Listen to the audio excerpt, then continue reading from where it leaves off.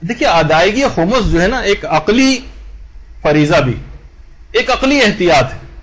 وہ جو مولا علی نے ایک دفعہ ایک دہریے سے کہا تھا نا جو اللہ کو نہیں مانتا تھا، مولانا اس سے کہا تھا کہ دیکھو مفہوم ہے روایت کا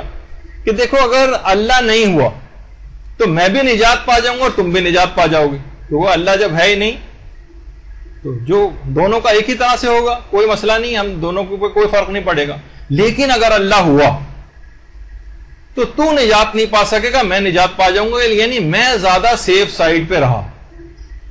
تو خمس اگر واجب نہیں تھا اور آپ نے پیسہ نکال دیا تو پیسہ اچھی جگہ پہ خرچ ہو گیا نا، آپ کا تبلیغات میں خرچ ہو گیا، مدارس میں خرچ ہو گیا، اسپتالوں میں خرچ ہو گیا، غریبوں کی کمک پہ خرچ ہو گیا، زلزلہ زدگان کے لیے خرچ ہو گیا، شہیدوں کے خانوادوں کے لیے مثلا خرچ ہو گیا، ان کی کمک کے لیے اچھی جگہ پہ چلا گیا نا پیسہ. لیکن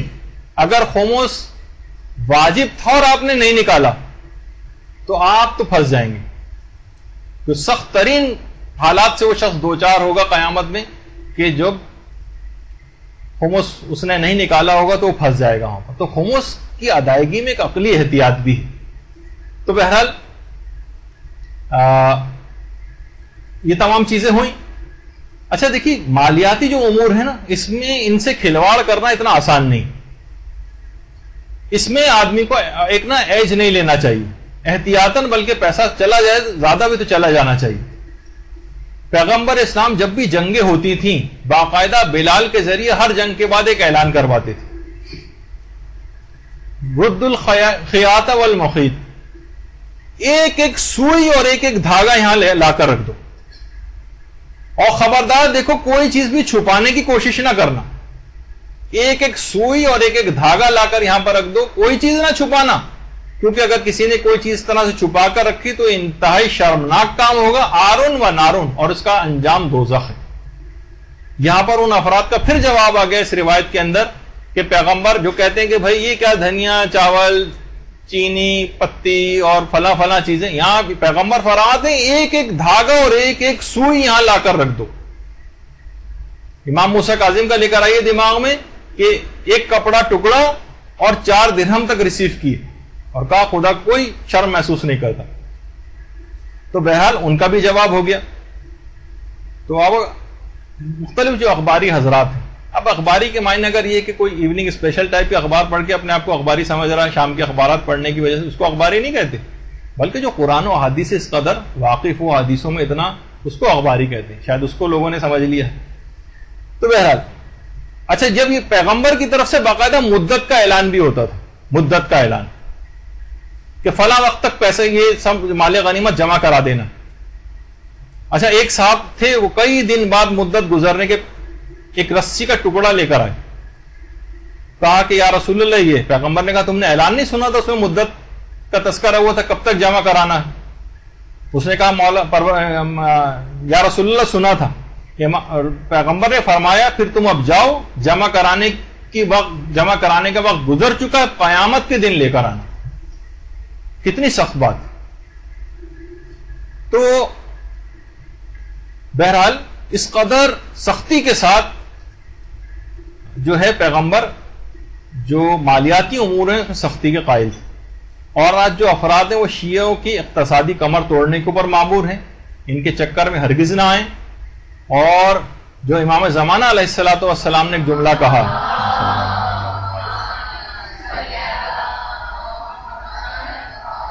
کہ قد اذان جہلاء الشیعۃ وحمقاؤہم ومن دینہ جناح البغوضۃ ارجح منہ، جو احتجاج طبرسی کی بھی روایت ہے کہ ہمیں جاہل اور احمق شیعوں نے بہت اذیت پہنچائی، جن کا دین ایک مچھر کے پر سے بھی زیادہ کمزور. یعنی ذرا سا کوئی انحرافی کتاب کے چند صفحات پڑھے اور بس وہی نظریہ بنا لیا. یعنی جاہل اور احمق شیعہ کا یعنی عقیدہ ان کا ٹھیک ہے، مگر کیا ہے اپنی جہالتوں اور اپنی حماقتوں کے باعث امام کے مشن کو نقصان پہنچا رہے. خمس دینا مثلا بند کر دیا، نہ غریب سادات کو حصہ جا رہا ہے. سہم امام سے چلنے والے جو ادارے ہیں، مدارس ہیں، مراکز ہیں، تبلیغات ہیں، بس پوری دنیا میں جو امام کا مشن چل رہا ہے اس کو نقصان پہنچا رہے ہیں. ان کا امتحان ذرا سا لیا جائے پیسوں پر، پیسے دینے کی بات آئے سارا ایمان ختم ہو جاتا ہے. اب جب پیسہ جو شخص خرچ نہیں کر رہا ہے وہ اپنی جان کیا دے گا؟ وہ جو یاد ہے آپ کو امام حسین نے جو کربلا کے اندر جو گفتگو کی تھی، فرمایا تھا کہ لوگ نہیں، امام حسین کا نام آئے تو درود تو پڑھنا چل رہا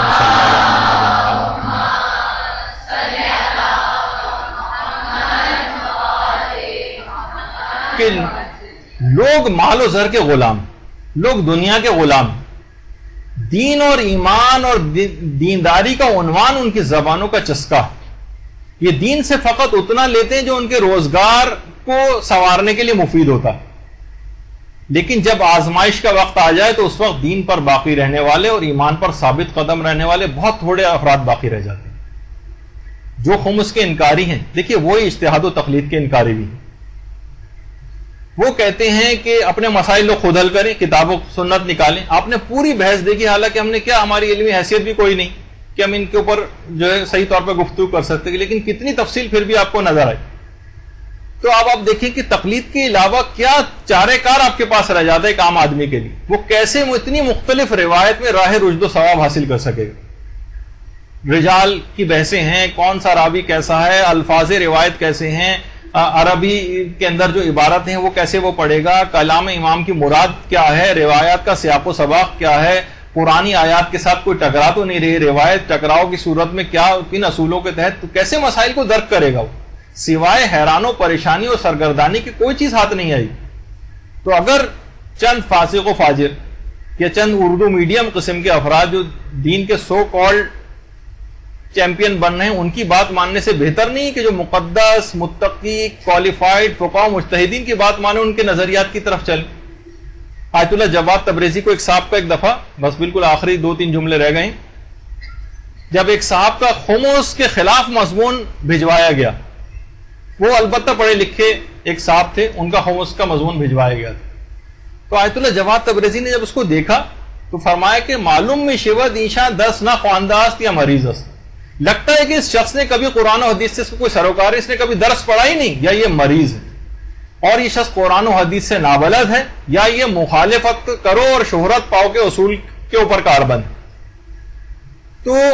خمس کے جو خلاف ہیں یہ ہمیشہ سے مرجعیت کے بھی خلاف ہیں، یہ اجتہاد و تقلید کے بھی خلاف ہیں، یہ انقلاب اسلامی ایران کے بھی خلاف ہیں، یہ کسی مسجد میں کبھی نظر نہیں آتے، کسی جگہ نماز پڑھتے نظر نہیں آتے، شہادت ثالثہ کے لیے پمفلیٹ اور وہ سب کچھ تقسیم کرتے ہیں ہر جگہ، لیکن خود کبھی یہ نماز پڑھتے نظر نہیں آتے۔ یہ ظالم حکومتوں کو ہمیں البتہ ٹیکس دیتے نظر آتے ہیں اچھا شہری بننے کے لیے، لحاظ سے اس بات ضروری سمجھتے ہیں ان کو ٹیکس دیا جائے، لیکن خمس امام تک نہ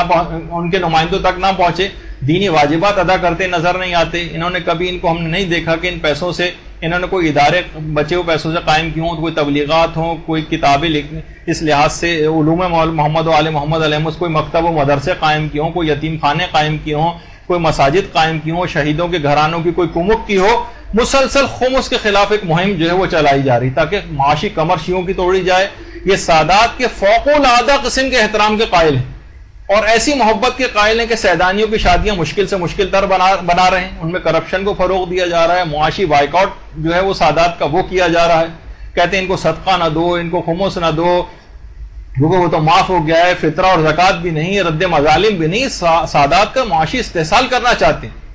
یہ خیرخواہ ہوتے تو خیرخواہی کو کوئی ادارہ قائم کرتے، یہ قوم پہ کوئی وقت پڑے، کبھی کوئی قتل و غارت گری ہو جائے، کسی کی نماز جنازہ بھی تک کسی شہید کی پڑھتے یہ لوگ آج تک نظر نہیں آئے۔ ان کا مشن اور مقصد فقط علماء و مراجع کے خلاف اپنی زبان کو اور اپنی قلم کو استعمال کرنا ہے، انہیں گالیاں دینا ہے، انہیں غیر حلالی کہنا ہے۔ تو لہٰذا ہمیں چاہیے کہ جاہل اور احمق شیعہ نہ بنیں، ان کو پہچانیں گے، لومڑی ہیں جو شیر کی کھال پہن کر لوگوں کے اندر آ گئے، یہ آپ کے علمی مراکز اور حوزہ ہے علمیہ کو نابود دیکھنا چاہتے ہیں، ان سے بالکل بھی معروف نہ ہو، ان چیزوں کی کوئی حقیقت اور حیثیت نہیں ہے جو جس قسم کے الزامات لگاتے ہیں، اور مراجع کے اوپر الزام لگانا ایسی جیسے انسان چاند کے اوپر تھوکے تو اپنا تھوک اپنے منہ پہ اس کے آ کر گرے گا۔